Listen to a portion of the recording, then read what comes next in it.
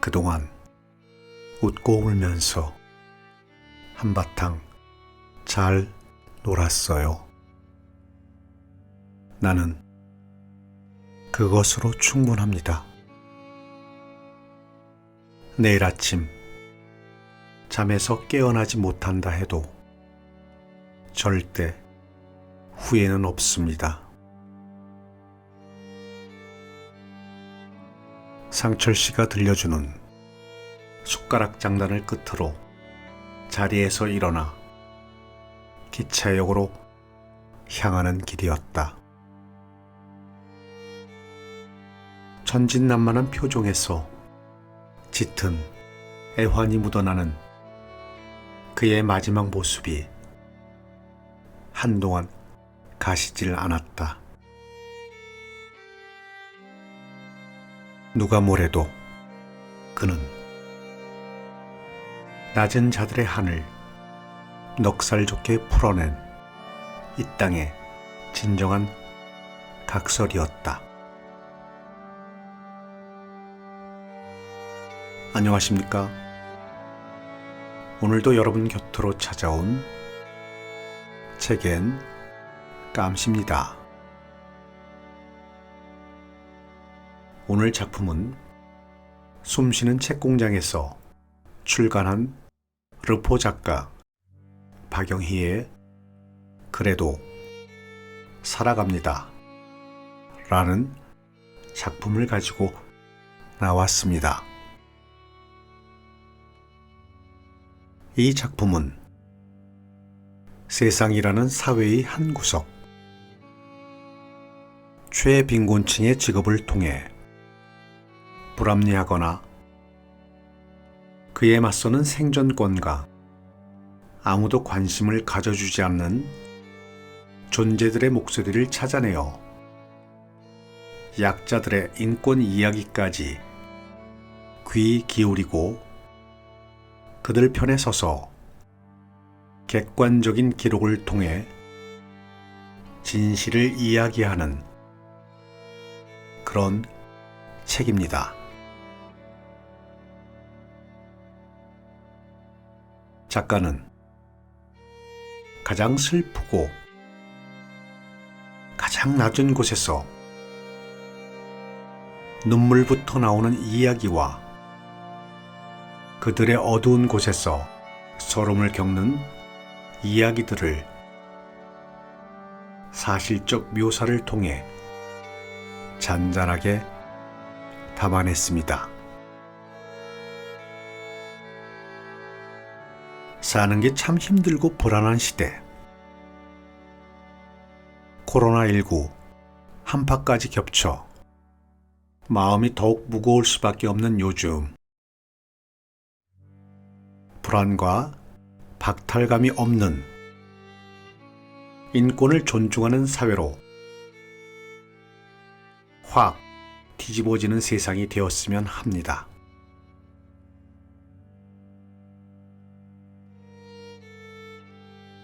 더욱 동시대를 살아가는 우리,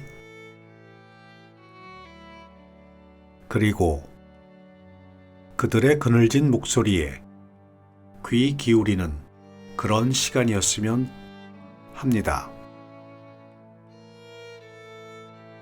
자, 그러면 지금부터 본문의 몇 부분을 낭독하겠습니다. 오늘도 끝까지 함께 해 주십시오.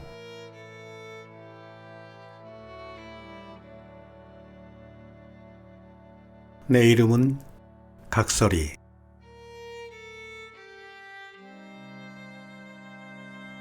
내 얼굴 좀에 봐주이소. 가까이서 보니까네 형편없지에. 자신의 얼굴을 좀 봐달라며 책은 댔다. 두어 뼘 모자란 키에 훌렁머리, 몇 개 안 남은 치아, 그리고 보청기. 앞만 봐도 얼굴을 더 씌운 주름살까지 그야말로 눈 뜨고는 도저히 봐줄 수가 없었다.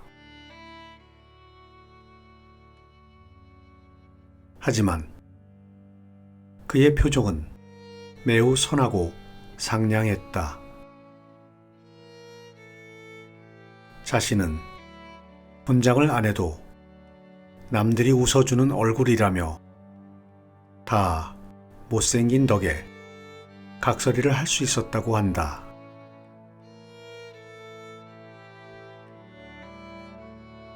성형외과 의사들이 떼돈을 번다는 나라에서 자신의 못생김을 덕으로 알고 살아가는 사람이 있다는 게 신기로웠다. 김상철로 산지는 20년째, 용팔이로 산지는 25년째. 그놈의 가난이 용팔이로 다시 태어나게 했던 것이다. 딸 5의 아들 하나, 슬하에 6남매를 둔 아버지는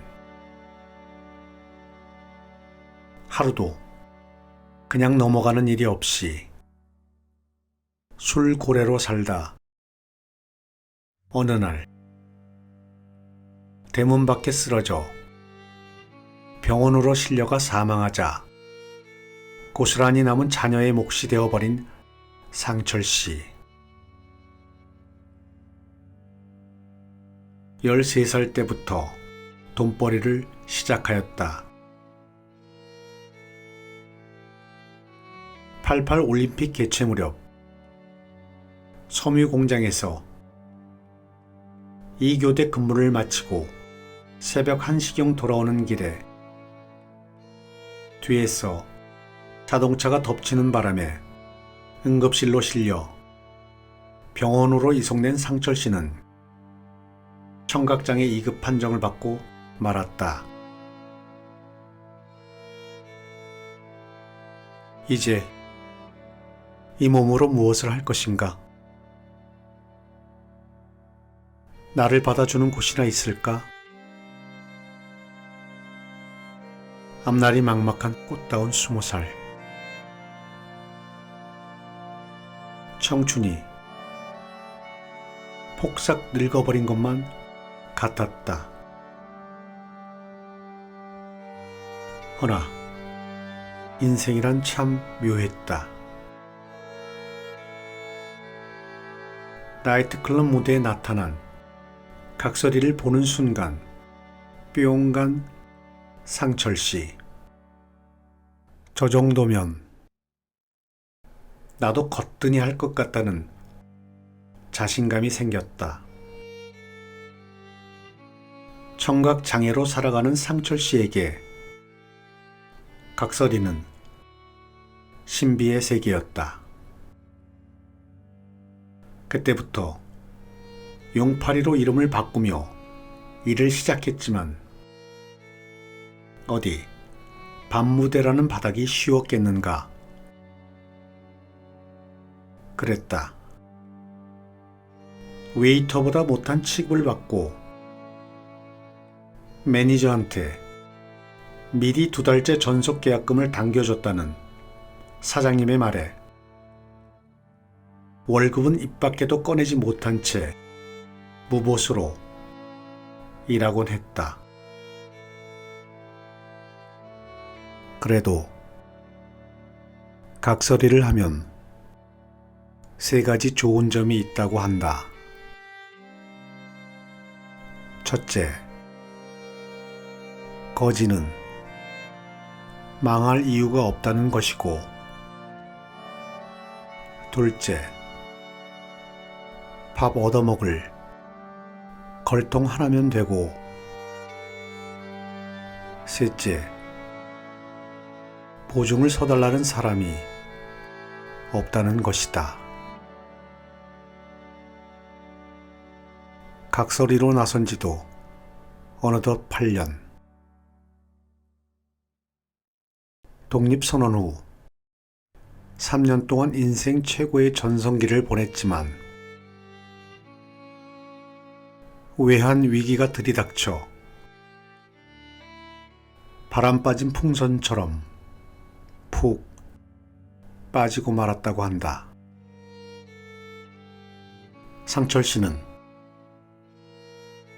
요즘 비가 오거나 눈이 오면 괜히 슬퍼진다고 한다. 짝을 만나 친구들은 가정을 꾸려 살아가는데 되돌아보니 자신만 혼자였던 것이다.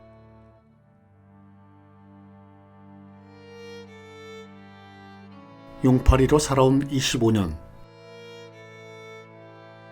너무 외롭고 후회스러울 때도 많았다. 특히 무대에서 입방귀를 끼고 내려오면 그런 날은 누군가가 나를 한번 꼭 안아주었으면 좋겠다고 생각했다. 어느 날 왼손 손가락에 낀 상철 씨의 반지가 유난히 돋보였다. 사연을 묻자 상철 씨가 수줍은 표정을 지으며 나도 이제 각설이 바닥에서 고참 소리를 듣는데 각시가 없더라도 있는 척해야 무시를 덜 당합니다. 그래서 큰맘 먹고 장만한 겁니다. 라고 말했다. 날이 저물어지자 그동안 웃고 울면서 한바탕 잘 놀았어요. 나는 그것으로 충분합니다. 내일 아침 잠에서 깨어나지 못한다 해도 절대 후회는 없습니다. 상철 씨가 들려주는 숟가락 장단을 끝으로 자리에서 일어나 기차역으로 향하는 길이었다. 천진난만한 표정에서 짙은 애환이 묻어나는 그의 마지막 모습이 한동안 가시질 않았다. 누가 뭐래도 그는 낮은 자들의 한을 넉살 좋게 풀어낸 이 땅의 진정한 각설이었다.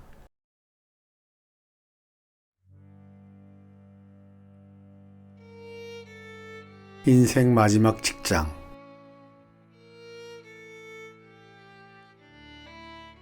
(24시간) 일하고 뺨 맞아도 참아야 하는 경비원은 현대판 머슴이다. 출근길 아파트 주민에게 90도로 인사하는 경비원. 일처리 미숙하다는 이유로 경비원 월급 안 준 아파트 대표자 무죄 판결. 택배로 인한 갈등에 경비원을 흉기로 찔러 살해한 아파트 대표자. 경비 업무에 주차 관리까지 경비원의 이중고. 아파트 경비원. 그들의 실제 고용주는 누구인가? 압구정동. 아파트를 찾아가는 길은 무척 조심스러웠다. 입주민의 폭언에 시달리던 경비원이 분신한 데 이어 최근 휴대전화 문자로 해고 통보를 하면서 언론에 다시 부각되었기 때문이다.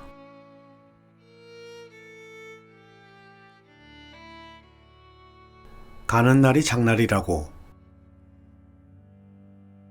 도착하자마자 경비원 박상렬 씨의 표정이 잔뜩 부어 있었다. 이 아파트 경비원 업무에서 주차 관리가 90%를 차지합니다. 조금 전 30대 중반의 남자와 한바탕 했는데 글쎄 다짜고짜 차를 빼달라며 고함을 쳤기 때문입니다. 30년 전 건물이라 주차시설이 열악하고 또한 입주민들이 몇 억씩 하는 외제차를 타고 다녀 주차할 때는 두 다리가 후들거리기 일쑤라고 한다. 예전 한 동료가 주차 중 사고를 내 월급의 5배가 넘는 배상을 해주었기 때문이다. 억대 아파트에 억대 승용차를 굴리면 뭐하나. 종량제 봉투에 대한 기본적인 인식조차 갖춰져 있지 않고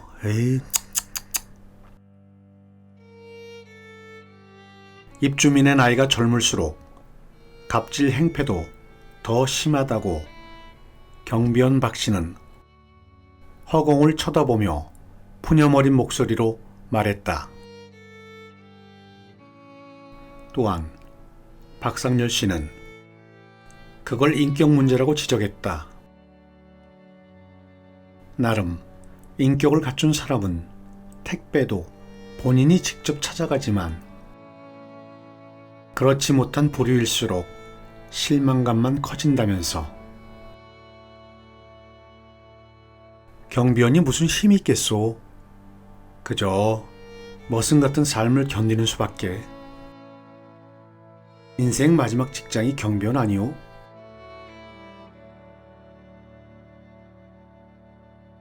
지난해 가을이었다. 이틀 만에 나타난 아파트 주민이 박 씨를 향해 막말을 퍼부었다. 받아놓으라고 해서 받아놓은 택배가 문제였다. 인터넷으로 주문한 과일이 시들었기 때문이다.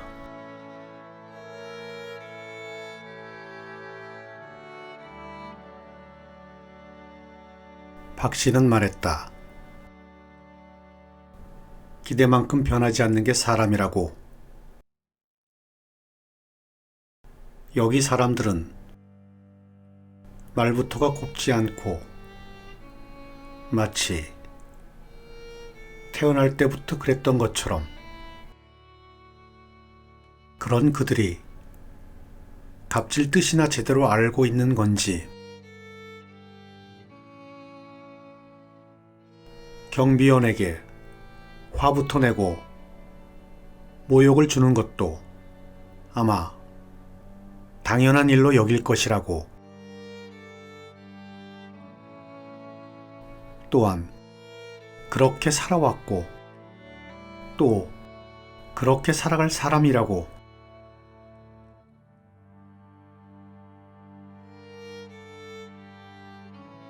동시대를 살아가는 우리들.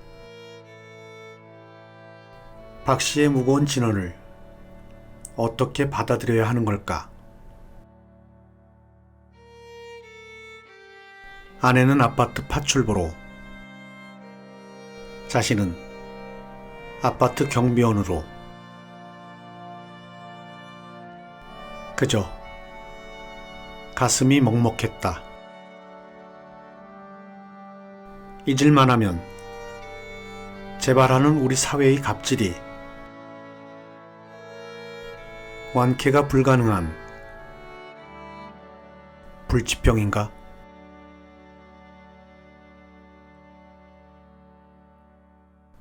설날 아침이었다. 연세가 지긋한 입주민이 경비실로 손수, 떡국과 음식을 가져왔다. 그만 눈시울이 붉어진 박씨는 2014년 10월 분신 자살한 동료 경비원의 얼굴을 떠올렸다. 각종 언론에서 입주민의 막말로 경비원이 분신 사망했다고 보도되었지만 박씨는 고개를 내저었다. 문제의 발단은 그게 아니었다. 5층에 거주하는 입주자가 비닐봉투에 넣은 음식을 화단으로 던져준 게 화근이었다고 한다. 아무리 성자라도 던져주는 음식을 개처럼 받아먹는 게 좋겠냐면서.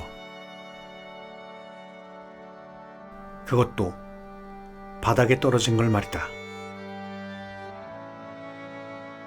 그 일로 두 사람은 극과 극을 향해 치달았고 피해감을 느껴온 경비원은 분신 자살로 생을 마감했다.